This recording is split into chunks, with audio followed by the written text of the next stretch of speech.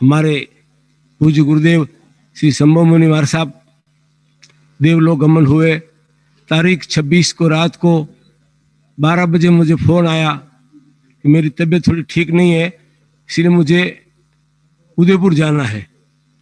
तो मुझे कहा कि तुम एक काम करो, अभी के अभी मुझे एम्बुलेंस भेजो। मैंने सुबह 8 बजे समीक्षा भेजी। उसके बाद पूज्य गुरुदेव उदयपुर अनंता में चेकिंग करवा के, जांच करवा के उदयपुर से नाथद्वारा पधारे। नाथद्वारा मांझी स्वामी में विराजमान रहे। वहाँ के अध्यक्ष श्री लक्ष्मीलाल जी, मांगीलाल जी और इंद्र मिश्रा के सानिध्य में काफ़ी सेवा की नाथद्वारा वालों ने हॉस्पिटल में एडमिट करवाया। कहाँ से बड़े बड़े जैक लगवा के इंजेक्शन की व्यवस्था की और उनको काफ़ी राहत भी थी। और उसके पश्चात भी उसके बेटे का मुझे फ़ोन आया, किशन जी निखिल का, मुझे सूरत ले जाना है। तो मैंने उनको बोला ऐसा मत करो तुम। और अनंता से भी गीतांजलि वाले ने मना किया था। गीतांजलि वाले ने मना किया तुम जगह जहाँ है वही रखो, इनको हिलाने की जरूरत नहीं, तबियत वहाँ ठीक हो। पर उनके बेटे की जिद के खातिर उनको सूरत जाना पड़ा। विधि का विधान है कि जाना आना तो लगा रहता है। भगवान महावीर स्वामी के चरणों में श्री कोटि श्री वंदन।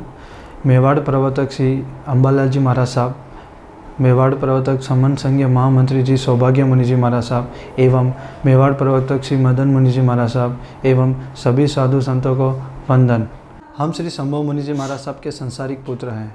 किशन लाल जी परमार द्वारा जो जूम मीटिंग में आज स्टेटमेंट बोला है उन्होंने, वो सुन के हमें बहुत ही दुख हुआ है और उसके बारे में हम आज सच्चाई बताना चाहते हैं आपको। पूज्य गुरुदेव श्री संभव मुनि जी महाराज साहब की तबीयत जब 3 दिन से ख़राब थी समीक्षा गांव में, तब उन्होंने हमें कॉल करके बताया था कि मेरी तबीयत इतनी ख़राब है। तब हमने उनको बोला था कि आप तुरंत रिपोर्ट निकलवाना चाहिए। तब उन्होंने आप श्री किशन जी को फ़ोन किया और एम्बुलेंस मंगवाई। जब वो उन्होंने एम्बुलेंस लेके अनंता पहुँचे, तब उनके साथ ना तो कोई संत था ना कोई श्रावक थे। वो अकेले ही रिपोर्ट्स करवाने गए और रिपोर्ट्स करवा के जब वो वहाँ से निकले, उन्होंने हमें कॉल किया था कि मेरी रिपोर्ट्स आ गई, मतलब मैंने रिपोर्ट्स करवा दी है और मैं यहाँ से निकल रहा हूँ। तब हमने उनको बोला कि आप कहीं मत जाइए, आप मांझी स्वामी में ठहरिए और हम यहाँ से निकल गए हैं और आपके पास 6 घंटे में पहुँच जाएंगे। जब मैं यहाँ से मांझी स्वामी पहुँचा, पापा जी महाराज साहब अकेले विराज रहे थे। न तब उनके साथ कोई साधु संत थे और ना कोई श्रावक थे। दूसरे दिन सुबह एक कंपाउंडर आया और उन्हें एंटीबायोटिक इंजेक्शन लगाया। उन्होंने ये बताया कि महाराज साहब को आप शीघ्र ही हॉस्पिटल में एडमिट कर दीजिए। तो मैंने कुछ समाज के लोगों को फ़ोन किया और उन्हें कहा कि आप बाबूजी को कैसे भी करके हॉस्पिटल एडमिट कीजिए। तब उन्होंने ये बोला कि प्राइवेट हॉस्पिटल में बेड अवेलेबल नहीं है, इस कारण उन्हें गवर्नमेंट हॉस्पिटल में शिफ्ट किया। जिस हॉस्पिटल में पापा जी महाराज साहब को एडमिट किया था, उस हॉस्पिटल में कोई भी फैसिलिटी नहीं थी और मेन डॉक्टर जो थे वो 3 दिन की छुट्टी पर थे। उन्हें असिस्टेंट डॉक्टर आके देख रहे थे और उस हॉस्पिटल की हालत बहुत ही गंदी थी।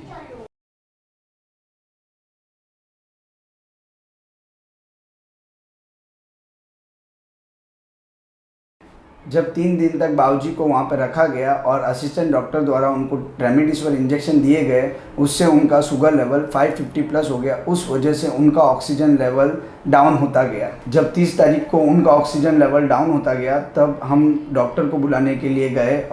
तब वहाँ पर कोई डॉक्टर अवेलेबल नहीं था। उस वजह से हमें समाज के लोगों को फ़ोन करना पड़ा।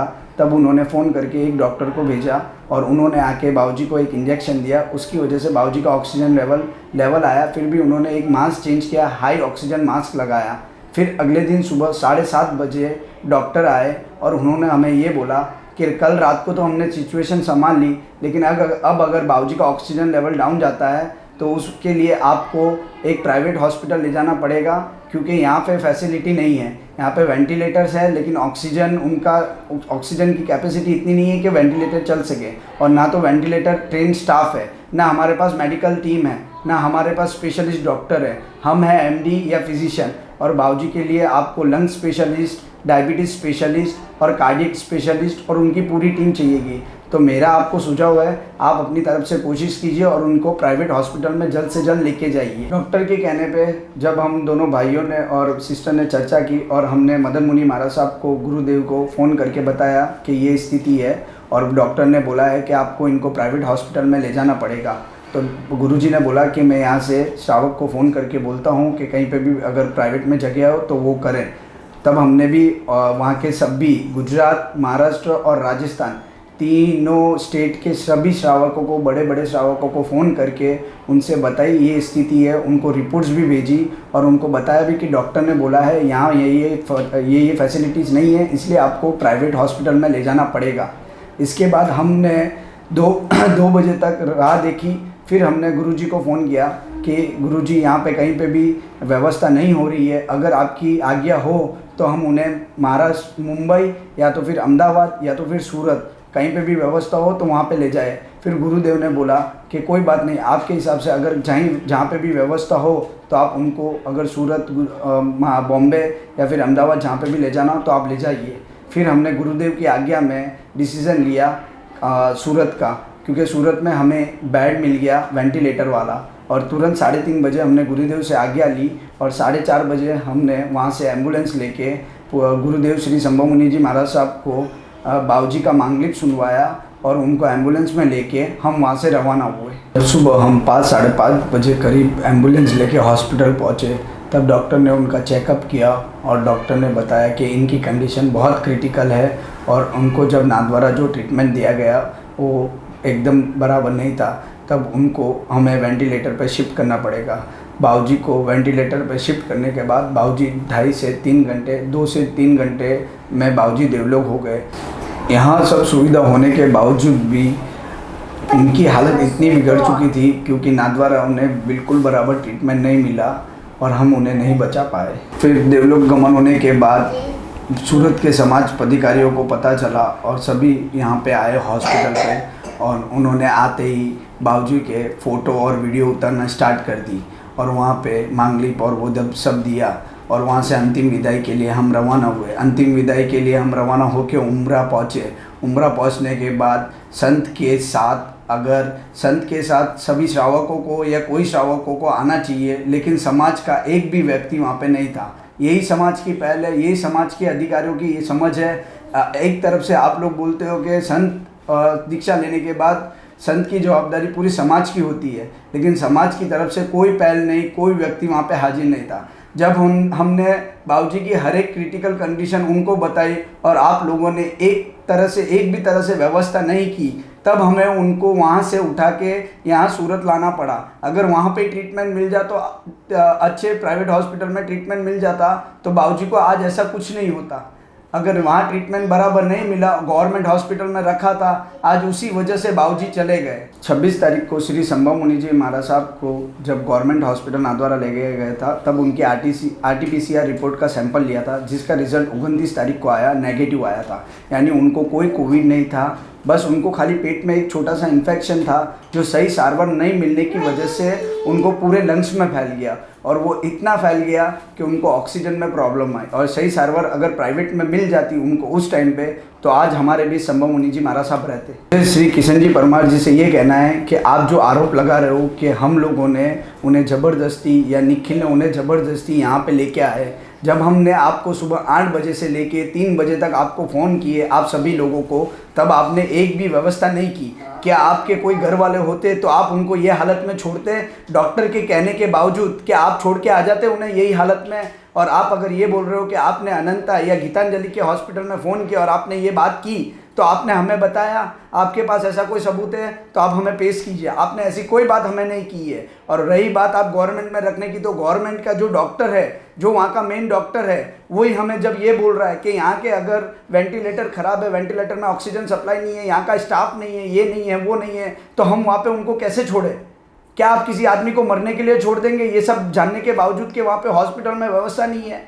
हमने उनकी व्यवस्था के लिए हमने एक ही बार में डिसीज़न लिया। बाबूजी के उन आज्ञा से हम उनको यहाँ पे लेके आए ट्रीटमेंट के लिए। अगर आप लोग समाज के उच्च अधिकारी लोग जिनके पास इतना पैसा है, ये है, सब हमने भी उतना दान दिया, 50 लाख रुपए जितने बाबूजी की दीक्षा के बाद दान दिया। अगर वो 50 लाख रुपए अगर हम दान नहीं करते और वही 50 लाख रुपए अगर आप हॉस्पिटल का बाबूजी संत लोगों के लिए कोई व्यवस्था करते, एक वेंटिलेटर, एक बेड बना देते, तो आज बाबूजी को कुछ नहीं होता। आप इतनी बात करते हो, आप समाज का एक भी जन अगर उनकी व्यवस्था, आपका घर का कोई व्यक्ति एडमिट होता गवर्नमेंट में, तो आप तुरंत एक ही दिन में उनको फैसिलिटी करके प्राइवेट में ले जाते। लेकिन बाबूजी 6 दिन से वहाँ पे थे, किसी ने ये सोचा कि उनकी क्या हालत है? कोई नहीं आया वहाँ पे देखने के लिए।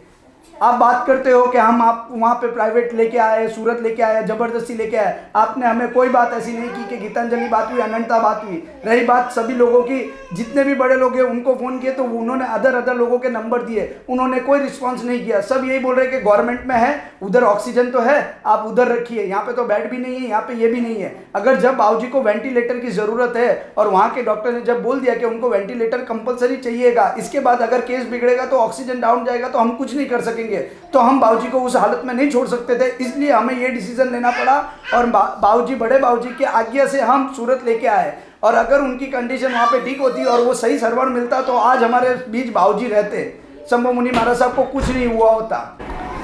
हम आप सभी से विनती करते हैं कि आप ऐसा कोई भी स्टेटमेंट मत दीजिए बाबूजी के देवलोक होने के बाद। आपके स्टेटमेंट से हमें बहुत दुख होता है और ऐसा हमने जो भी किया या बाबूजी को हम यहाँ लेके आए, सब बाबूजी की, बड़े बाबूजी की आज्ञा में ही लेके आए और उनको अगर वहाँ पे इलाज नहीं मिला इसलिए हमें सूरत लाना पड़ा।